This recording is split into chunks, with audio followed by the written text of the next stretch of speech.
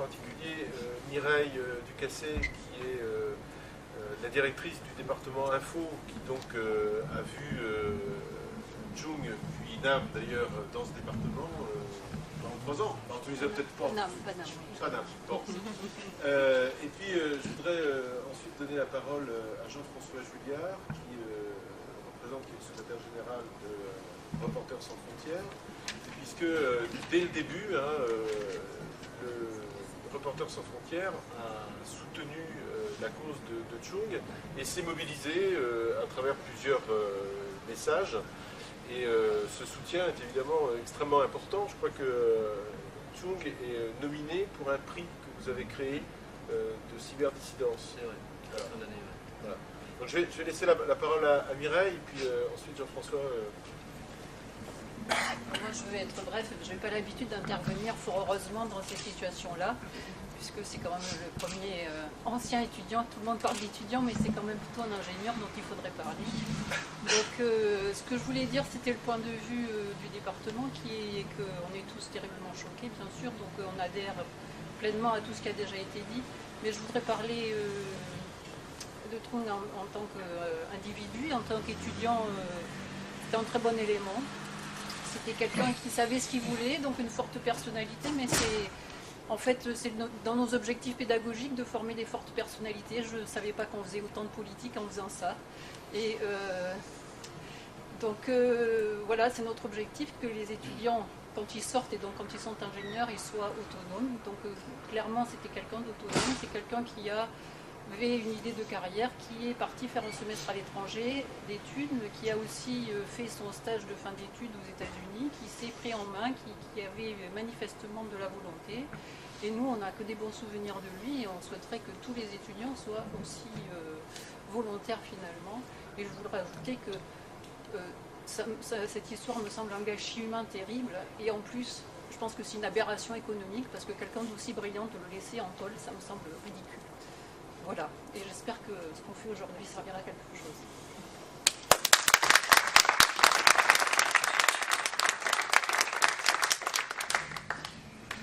Bonjour à tous. Et effectivement, comme ça a été dit, Chung est dans une liste de 5 nominés qu'on a pour un prix qui s'appelle le prix Cyber-Liberté, qu'on remet début décembre à l'occasion de la journée des droits de l'homme.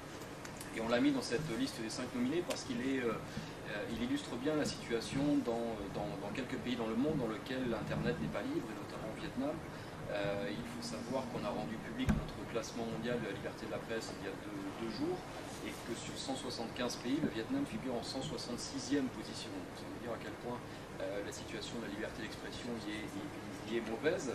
Il faut savoir que tous les médias traditionnels, c'est-à-dire les journaux, les radios, les télés, sont absolument tous contrôlés par le Parti communiste ou les administrations nationales ou locales, l'armée, etc., les ministères au Vietnam, qu'il n'y a absolument aucune possibilité de critique, et que du coup, depuis le début des années 2000, les Vietnamiens qui voulaient s'exprimer librement se sont tournés vers Internet, parce que c'était un peu le seul espace de liberté, donc se sont mis à créer des sites Internet, des forums de discussion, des blogs, à se regrouper, certains, à essayer d'avoir des petites publications en ligne.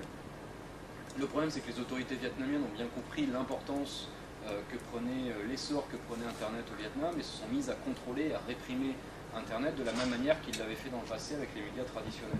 Donc Chung est en prison, ils sont une dizaine comme lui aujourd'hui en prison au Vietnam, de journalistes, cyberdissidents, blogueurs, simplement, vraiment pour des choses qui peuvent paraître inimaginables ici, mais vraiment simplement pour avoir publié un article sur un site internet appelant à plus de démocratie dans le pays. Il faut vraiment se rendre compte que c'est ça, le Vietnam aujourd'hui.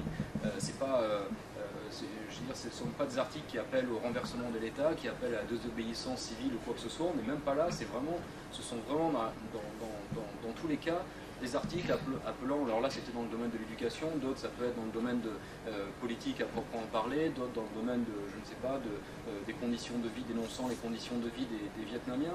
Enfin vraiment le genre d'article que vous pourriez tous publier sur un site internet, sur un blog, sur un forum de discussion. Sauf que ici, c'est un article de plus parmi tous ceux qui sont publiés chaque jour. Au Vietnam, vous pouvez être condamné à plusieurs années de prison. Donc c'est vraiment ça la réalité aujourd'hui. Je crois que tout à l'heure on a parlé des autorités politiques, notamment du gouvernement français. C'est bien que le gouvernement français se saisisse de ce dossier.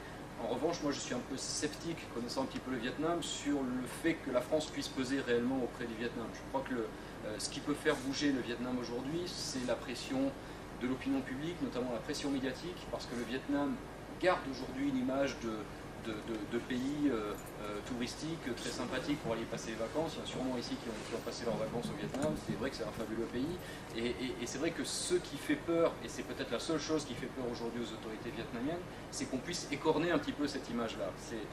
Je dirais, je mettrais le Vietnam dans la même catégorie que des pays comme la Tunisie, par exemple, qui ont cette image de paradis pour les touristes, avec de belles plages, des sites extraordinaires à visiter. C'est pareil au Vietnam. Et l'immense majorité des Français, mais partout dans le monde, n'ont pas cette image de pays autoritaire, parce que le Vietnam est un pays autoritaire. Et ce qui peut faire peser, ce qui peut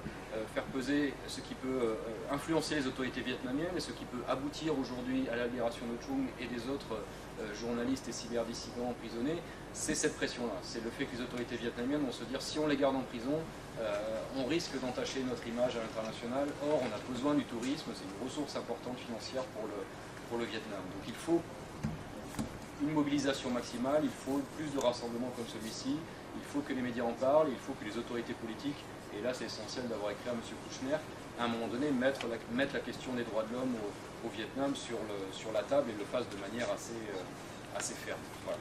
Merci.